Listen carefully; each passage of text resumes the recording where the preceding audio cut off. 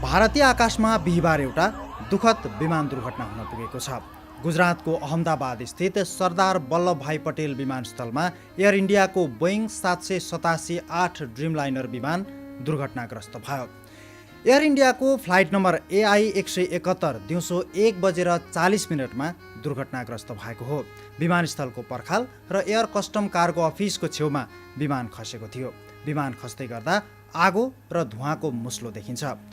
यो विमानमा गुजरातका पूर्व मुख्यमन्त्री विजय रूपाणी सहित 242 जना यात्रु सवार थिए। रूपाणीले नरेन्द्र मोदी भन्दा पछि मुख्यमन्त्री बनेकी आनन्दीबेन पटेलको मन्त्री परिषदमा यातायात र श्रम तथा रोजगार सहितका मन्त्रालयको जिम्मेवारी सम्हालेका थिए। आनन्दीबेन पछि गुजरातको मुख्यमन्त्री बनेका रूपाणी 5 वर्ष 37 दिन यो पदमा रहेर काम गरे। भारतीय जनता पार्टी भाजपाको नेता रहेका रूपाणी लन्डनमा रहेकी आफ्नी छोरीलाई भेट्न जान लागेका थिए, तर उनी विमान दुर्घटनामा परेका छन्। भाजपा राज्यसभा सांसद परिमल नाथवानीले रूपाणीको निधन भएको जानकारी एक्स मार्फत दिएका छन्। दुर्घटनास्थलबाट धेरैको शव अस्पतालमा लगिएको थियो भने केहीलाई गम्भीर अवस्थामा अस्पताल पुर्याइएको थियो। यो सामग्री तयार पार्दासम्म दुर्घटनामा मारिएकाहरूको विवरणबारे अधिकारीहरूले केही बताएका छैनन्, तर विमान दुर्घटनामा परेका मध्ये अधिकांशको जीवितै उद्धार गर्न नसकिएको बताइएको छ। दुर्घटनामा परेको यो विमानमा 169 जना भारतीय, 52 जना ब्रिटिस, 7 जना पोर्चुगिज र 1 जना क्यानेडियन नागरिक रहेको भारतीय सञ्चार माध्यमहरूले जनाएका छन्। विमानमा पाइलट, को पाइलट र 10 जना चालक दलका सदस्य र 230 जना यात्रु थिए। यी यात्रुमध्ये 2 जना नाबालक रहेको बताइएको छ। विमानलाई क्याप्टेन सुमित सबरवालले उडाएका थिए। उनीसँग फर्स्ट अफिसर क्लाइभ कुन्दर थिए। सुमित सबरवाल एक LTC अर्थात् लाइट ट्रेनिङ क्याप्टेन थिए। सुमितसँग 8200 घण्टा उडानको अनुभव थियो र उनी अन्य पाइलटलाई समेत तालिम दिने अनुभवी पाइलट थिए। को पाइलट पनि 1100 घण्टा भन्दा बढी विमान उडाइसकेका अनुभवी पाइलट थिए। यो विमान उडान भरे लगत्तै विमानस्थलको छेउमै जुन भवनमा खस्यो त्यो अहमदाबाद सिभिल अस्पतालका डाक्टर बस्ने भवन भएको थाहा भएको छ।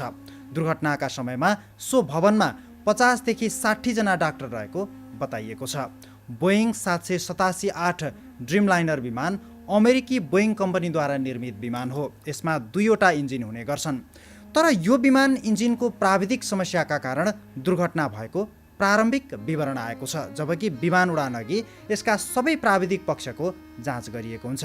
त्यसकारण विमान दुर्घटनालाई लिएर अर्को संशय खडा भएको छ। दुर्घटना अघि पाइलट सुमित सबरवालले मेडे कल गरेका थिए। यो अन्तर्राष्ट्रिय आपतकालीन कल हो। जब विमान गम्भीर सङ्कटमा पुग्छ र सबैको ज्यान जोखिममा हुन्छ त्यसबेला आपतकालीन कल गरिन्छ। फ्रेन्च भाषाको यो मेडेको अर्थ हुन्छ हेल्प मी, अर्थात् मलाई सहयोग गर्नुहोस्। अहमदाबाद विमानस्थलमा विमान दुर्घटना भएपछि एयर इन्डिया र यसको मातृ कम्पनी टाटा ग्रुपले वक्तव्य जारी गरेर दुर्घटनाप्रति दुःख व्यक्त गरेको छ। दुर्घटनापछि एयर इन्डियाले एक्सको प्रोफाइलमा कालो फोटो राखेको छ। विमान दुर्घटना लगत्तै घटनाबारे जाँच सुरु भएको छ। एयर इन्डिया टाटा ग्रुपको कम्पनी हो। यसको अध्यक्ष हाल एन चन्द्रशेखरन छन्। भारतको आकाश पनि विमान दुर्घटनाका हिसाबले धेरै सुरक्षित देखिँदैन। अहमदाबादमा भने यो 37 वर्षपछि भएको पहिलो विमान दुर्घटना हो। यसअघि सन् 1988 मा इन्डियन एयरलाइन्सको विमान मुम्बईबाट अहमदाबाद जाँदै गर्दा दुर्घटना भएको थियो, जुन दुर्घटनामा 133 जना यात्रुको मृत्यु भएको थियो। भारतको अहिलेसम्मकै सबैभन्दा ठुलो विमान दुर्घटना भने 12 नोभेम्बर 1996 मा भएको थियो, जति बेला हरियाणाको चर्खी दादरी नजिकै 2वटा विमान एक आपसमा ठोकिँदा दुवै विमानमा सवार 349 जनाको मृत्यु भएको थियो। यस्तै 1 जनवरी 1978 मा मुम्बईबाट दुबईका लागि उडान भरेको विमान अरब सागरमा खस्दा 213 जनाले ज्यान गुमाएका थिए। 22 मे 2010 मा एयर इन्डियाको एक्सप्रेस फ्लाइट 812 दुबईबाट कर्नाटक आउँदै गर्दा अवतरणभन्दा ठिक अघि भएको दुर्घटनामा 158 जना यात्रुको मृत्यु भएको थियो। भारतमा महाराष्ट्रको मुम्बईमा 7 मार्च सन् 1938 मा पहिलो पटक यात्रु विमान दुर्घटना भएको थियो। ब्रिटिस शासनकालमै भएको यो विमान दुर्घटनामा 7 जनाको मृत्यु भएको रेकर्ड छ। यस्तै 12 जुलाई 1949मा घाटकोपरमा भएको अर्को दुर्घटनामा 45 जनाको मृत्यु भएको थियो भने 28 जुलाई 1963मा भएको दुर्घटनामा 63 जनाले ज्यान गुमाएका थिए। यस्तै 14 जुन 1972मा जापान एयरलाइन्सको विमान भारतमा दुर्घटना हुँदा 87 जना यात्रुमध्ये 82 जना र दुर्घटनास्थलमा रहेका 3 जना गरी 85 जनाको ज्यान गएको थियो। यस्तै सन् 1993मा औरङ्गाबाद विमानस्थलमा ट्रकसँग विमान ठोकिँदा 55 जना र 2020मा एयर इन्डियाकै विमान दुर्घटना हुँदा 21 जनाको मृत्यु भएको थियो। भारतमा बिहिबार भएको दुर्घटनासँगै बोइङ कम्पनीको सेयर 7.8%ले घटेको छ। प्री मार्केट ट्रेडिङमा बोइङको सेयर मूल्य घटेर $197.3 झरेको छ।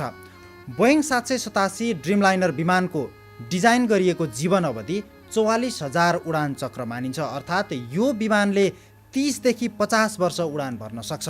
अहमदाबादमा दुर्घटना भएको विमान 11 वर्ष पुरानो भएको बताइएको छ। यस अर्थमा यो विमान धेरै पुरानो भने होइन।